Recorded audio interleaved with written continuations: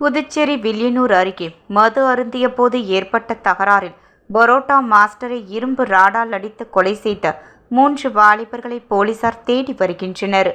புதுச்சேரி வில்லியனூர் அடுத்த சிவராந்தகம் பகுதியைச் சேர்ந்தவர் தேவா.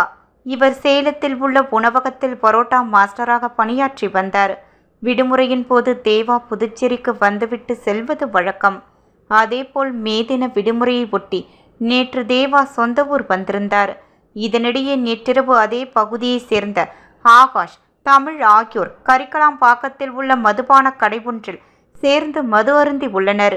அப்போது தமிழ் மற்றும் அங்கிருந்த தேவா ஆகியோருக்கு இடையே திடீரென வாக்குவாதம் ஏற்பட்டு கைகலப்பாக மாறியுள்ளது. அக்கம் பக்கத்தினர் மோதலை விலக்கிவிட்ட நிலையில் அங்கிருந்து கிளம்பிய தேவா தனது நண்பரான ராகுல் மற்றும் சிலருடன் அரியூரில் உள்ள தனியார் பொறியியல் கல்லூரி பின்புறத்தில் அமர்ந்து மீண்டும் மது அருந்தி கொண்டிருந்தார். அப்போது தமிழ், ஆகாஷ் மற்றும் அவரது நண்பர் ஆதி ஆகியோர் இருசக்கர வாகனத்தில் தேவா இருக்கும் இடத்திற்கு இரும்பு ராடு, பைப்பு உள்ளிட்ட பயங்கர ஆயுதங்களுடன் வந்துள்ளனர்.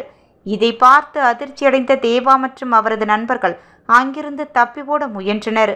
ஆனால் தேவாவை சுற்றி வளைத்த தமிழ் மற்றும் அவரது கூட்டாளிகள் கொடூரமாக அடித்துள்ளனர்.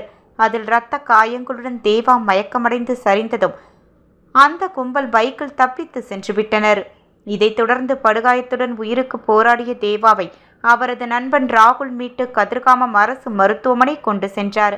அங்கு தேவாவை பரிசோதித்த மருத்துவர்கள் அவர் ஏற்கனவே உயிரிழந்து விட்டதாக தெரிவித்தனர்.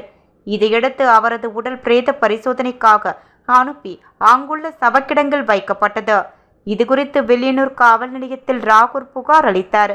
அதன் பேரில் தமிழ், ஆதி, ஆகாஷ் ஆகியோரை கொலை வழக்கு பதிவு செய்த போலீசார் அவர்களை ரகசிய இடத்தில் வைத்து விசாரணை மேற்கொண்டு வருகின்றனர்.